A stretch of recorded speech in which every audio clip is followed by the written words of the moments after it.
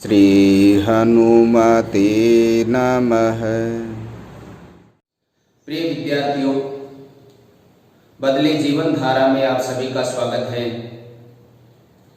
हमारे जीवन में आमूलचूल परिवर्तन करने के लिए हम कथा, कहानी, प्रसंग और अनुभव के माध्यम से हम जीवन में आमूलचूल परिवर्तन करना चाहते हैं। हमारे अंदर व्याप्त निराशा भाव को हम दूर करना चाहते हैं। इसके लिए मैं आप सभी विद्यार्थियों का सहयोग और सानिध्य चाहता हूं। तो मैं चाहता हूं कि हमारे देश के अगर विद्यार्थी प्रबुद्ध होंगे, जागृत होंगे, तो हमारा देश किसी भी स्थिति में पीछे नहीं रह सकता। हमारे देश के कर्णधार आज के विद्यार्थी हैं। आज के विद्यार्थी में यदि जोश होगा तो हमारा भविष्य, हमारे भारत का भविष्य बहुत ही उत्तम होगा। तो मेरे प्रिय विद्यार्थियों, आज हम तुलसीदास जी के उस श्लोक को आधार लेते हुए हम आगे बढ़ते हैं।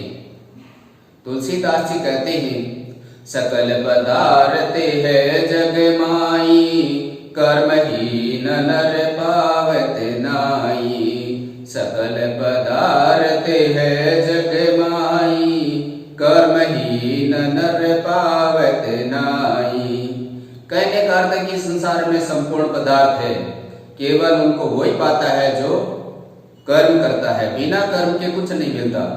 अगर तुलसीदास जी ये भी कह सकते थे कि भाग्यशालियों को मिलता है, भाग्यशालियों को नहीं मिलता है। भाग्य कहीं देवीय संपदा नहीं होती है, किसी के द्वारा प्रदान की भी वस्तु नहीं होती है। भाग्य व्यक्ति स्वयं बनाता है। यदि व्यक्ति स्वयं भाग्य नहीं बनाता है तो चाहे कोई कुछ भी कर दे, कहीं भी सफल नहीं हो सकता, उसको भगवान भी कुछ नहीं दे सकते। इसी क्रम में एक हम कथा लेते हैं। एक बार शिव पार्वती इस संसार का भ्रमण कर रहे थे। तो भ्रमण करते करते देखते हैं कि एक नगर के बाहर एक कुटिया बनी हुई है और जहां 3 लोग रह रहे हैं। जब आगे जाकर के पता किया तो वहां एक ब्राह्मण परिवार था और उसकी पत्नी थी और उसका एक पुत्र था। ब्राह्मण परिवार वैसे तो बड़े संतोषी थे, किंतु उनकी स्थिति ठीक नहीं थी, क्योंकि वो दान दक्षिणा से ही अपना काम चलाते थे, मेहनत करते नहीं थे। तो बिना मेहनत के उनको अपनी जीविकोपार्जन उत्तम तरीके से बिता सके, ऐसी उनकी स्थिति नहीं थी। तो अब जब भगवान शंकर ने उनकी स्थिति देखी, पार्वती ने भी देखी, तो पार्वती जी को दया आ गई और पार्वती जी ने भगवान शंकर से कहा कि हे भगवान, इनकी स्थिति पर थोड़ी दया कीजिए, इनको आप कुछ दान, इनको कुछ दे दीजिए। तो भगवान शंकर पार्वती के कहे अनुसार उन ब्राह्मण परिवार को या ब्राह्मण देवता को वो कहते हैं कि हे ब्राह्मण देवता, आप मेरे से वरदान मांग लीजिए। आप 3 लोग हैं, मैं तीनों को अलग अलग वरदान दूंगा और आप जो चाहेंगे वो मैं दे दूंगा। किंतु आप आज मांग सकते हैं और आराम से सोच करके भी मांग सकते हैं, कल मांग सकते हैं, परसों मांग सकते हैं। तो ब्राह्मण देवता ने कहा कि अगर आपकी इच्छा ही है तो आप वरदान दे दीजिए। अब उस स्थिति में क्या होती है, ब्राह्मण की पत्नी उतावली हो जाती है। वो कहती है कि पहले मैं लेना चाहती हूँ। ब्राह्मण देवता मना करते हैं, उसके बावजूद भी वो कहती है कि नहीं, पहले मैं। तो पत्नी बड़े भोले स्वभाव की होती है, तो पत्नी भगवान शंकर से क्या आशीर्वाद मांगती है। वो भगवान शंकर को कहती है, भगवान, यदि आप मुझे आशीर्वाद ही देना चाहते हैं तो आप मुझे सोनपरी बना दीजिए। आप धन दौलत की इच्छा तो उसने जाहिर की नहीं, अपने रूप और यौवन की इच्छा जाहिर कर दी, तो वो सोनपरी बन गई, आभूषणों से सजी धजी हो गई और भगवान शंकर वहां से अंतर ध्यान हो गए। अब हुआ क्या, वह सोनपरी बनी हुई इधर उधर घूमने लगी और जैसे ही वो इधर उधर घूमने लगी, उतने में राजा की सवारी उधर से निकल रही थी और राजा ने उसे देख करके और उस अपने नौकरों को कहा कि अरे इतनी सुंदर स्त्री यहाँ जंगल में या बाहर वन में क्या कर रही है, इसको आप अपने महल में ले चलते हैं। तो आप इस स्त्री को बुला करके ले आइए ताकि वो हमारे महल की शोभा बढ़ाए। जब राजा के नौकर उसके पास में जाते हैं कि आपको महाराज महल में ले चलेंगे, तो वो बड़ी खुश होती है। वो अपने नसीब की सराहना करती है, अपने भाग्य की सराहना करती है कि वाह, कहाँ मैं इस कुटिया में पड़ी रहती थी, खाने को कुछ मिलता नहीं था, और आज राजमहल में जाऊंगी जहां मुझे नाना प्रकार के भोजन आदि मिलेंगे और मैं सुखों का उपभोग करूंगी। तो वो राजी राजी उस राजा के महफिले के साथ में या राजा के काफिले के साथ में वो रवाना हो जाती है और राजमहल में चली जाती है। वहां बड़े आराम से वो निवास करने लगती है। पीछे से क्या होता है, ब्राह्मण बड़ा दुखी हो जाता है। ब्राह्मण का पुत्र भी बड़ा दुखी होता है कि हमारा जो भोजन बनाने वाली एक थी महिला घर के अंदर, और वो भी आज हमें अकेला छोड़ करके चली गई। पुत्र भी बड़ा दुखी हुआ माँ के बिना और ब्राह्मण की पत्नी के बिना। किंतु ब्राह्मण को क्रोध भी आया कि वारे मेरी जीवन संगीनी, तो मेरे को इस प्रकार से छोड़ करके चली गई। हमारा कोई मूल्य नहीं था तेरे अंदर, तेने हमारा कोई मूल्य नहीं समझा और तू इस प्रकार से हमें छोड़ करके चली गई। यह हमारे साथ बड़ा अन्याय किया है, किंतु मैं अन्याय नहीं होने दूंगा। इस प्रकार से वो मन ही मन में सोचने लगा। अगले दिन जैसे ही भगवान शंकर आए तो उनके सामने ब्राह्मण देवता ने प्रणाम आदि करके और अपने वरदान को मांगा। ब्राह्मण देवता वरदान क्या मांगते, वो बड़े क्रोधित हो जाते हैं। क्रोधावस्था में ये बोल देते हैं कि ये भगवान, यदि हम मुझे आप आशीर्वाद देना ही चाहते हैं, वरदान देना ही चाहते हैं, तो आप मेरी पत्नी को सुअरी बना दो। वाह भाई पतिदेव, किंतु क्रोध होता ही ऐसा ही है। तो भगवान शंकर ने कहा तथास्तु। तो जैसे ही तथास्तु कहा, वैसे ही महल के अंदर जो स्वर्ण परी के रूप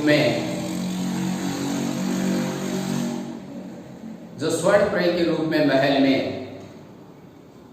ब्राह्मण की पत्नी विराजमान थी, वो सुअरी बन जाती है।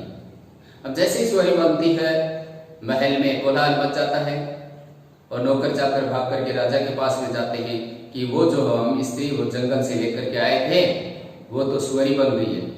तो उनको भी बड़ा भ्रम हो गया, अरे ये कहीं मायावी है, कहीं राक्षसनी हो सकती है, इसको बाहर निकालो। तो नौकर चाकर ने डंडे लेकर के उसको महल से बाहर निकाल दिया।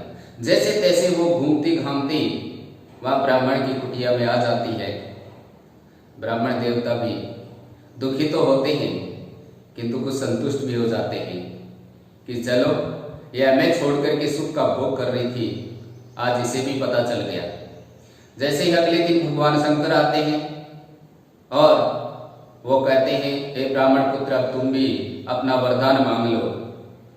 तो वो पुत्र क्या मांगता है, हे भगवान, यदि आप मुझे वरदान ही देना चाहते हैं तो आप मेरी माँ को उसी अवस्था में कर दीजिए ताकि हमारा जीवन पहले की तरह हो सके। भगवान शंकर ने कहा तथास्तु। तो वो सुअरी के रूप में उसकी माँ थी, वो पुनः स्त्री का रूप धारण कर लेती है।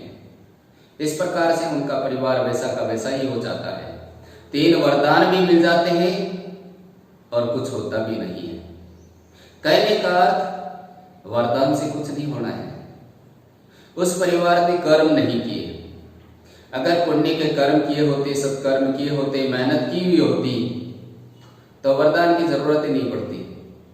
और वरदान उन्हीं को मिलते हैं जो जिंदगी में कुछ करते हैं। बिना किए कुछ नहीं मिलता, और अनायास मिल भी जाता है तो ठहरता नहीं है।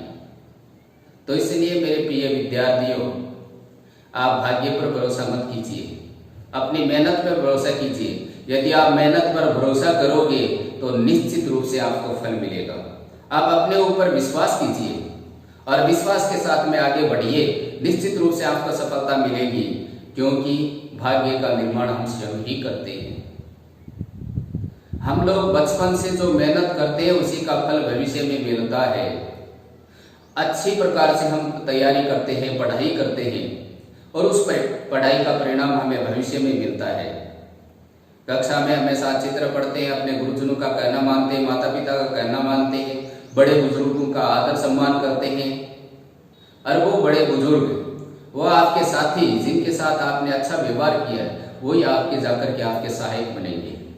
अगर मान लो कोई एक शिक्षक है, बड़ी मेहनत के साथ अपने बालकों को पढ़ाता है और वही बालक आगे जाकर के कोई बड़े अफसर बनते हैं, तो वो अफसर बने हुए अगर उनके पास में उनके गुरुजी आते हैं तो वो बड़ा आदर सत्कार करेंगे और उनका अनायास ही काम कर देंगे। लोग क्या कहेंगे, अरे वाह ये फलाने गुरुजी तो बड़े भाग्यशाली हैं, इनका काम तो तुरंत हो गया। ये तुरंत ऐसे ही नहीं हुआ, उन्होंने अपने कार्यकाल में मेहनत की थी और मेहनत का परिणाम उनको मिला है। इसलिए भाग्य कोई अन्य वस्तु नहीं होती है, भाग्य वही है जो हमने कर्म किया है और कर्म का जो प्रतिफल है वही भाग्य होता है। खेत में यदि हम बीज ही नहीं बोए और बिना बीज बोए खेत हमारा कितना ही बढ़िया क्यों न हो, अगर बीज बोते नहीं हैं, उसकी रखवाली करते नहीं हैं, समय पर निगरानी नहीं करते हैं, तो क्या होता है, उस खेत से हम कुछ भी लाट नहीं सकते। तो इसलिए हमें भाग्य के भरोसे कभी नहीं बैठना चाहिए, हमें निरंतर प्रयास करना चाहिए, निरंतर अभ्यास करना चाहिए। निरंतर यदि हम काम करते रहेंगे तो अगर हमारा दुर्भाग्य भी है, यदि हमने जिंदगी में कहीं गलती भी की है तो वो गलती भी सुधर सकती है। ऐसे बहुत सारे मैंने गुरुजी देखे हैं जो 10वीं में सप्लीमेंट्री आई या 10वीं में फेल तक हो गए हैं, किंतु आगे जाकर के उन्होंने बहुत जबरदस्त मेहनत की है और मेहनत का परिणाम यह है कि वो उच्च पद पर पहुंच गए हैं, अच्छे अच्छे गुरुजी बन गए हैं और आज उनके समाज में बड़ी साख है। इसलिए कहने का जब भी आप जग जाएं उसी समय सवेरा हो गया है। अगर आज तक आप लोगों ने या हम लोगों ने जो भी गलती की है उसमें सुधार कीजिए, भाग्य के भरोसे मत बैठिए, आगे बढ़ने का प्रयास कीजिए। ऐसी मैं आशा करता हूँ, मुझे विश्वास है आप लोग सभी पूरी मेहनत के साथ बिना भाग्य पर भरोसा किए मेहनत करेंगे और सफल होने का प्रयास करेंगे। सफलता निश्चित मिलेगी, निश्चित मिलेगी। जय हिंद, जय तु भारतम, नमो नमः, पुनः मिला।